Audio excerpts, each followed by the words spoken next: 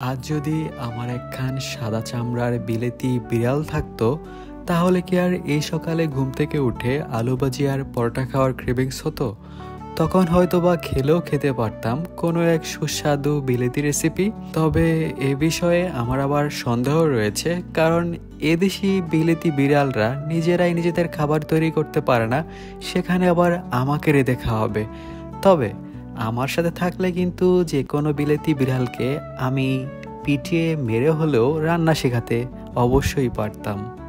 রান্না বিষয়টা আমার কাছে নেহাত কঠিন না মনে হলেও এই রুটি বানানোর জন্য যে ডোটা রেডি করা, তারপর সেটাকে চটকে মেখে বেলে গোল আকৃতি ধারণ করা, এটা কিন্তু বেশ ভালোই কঠিন মনে হয়।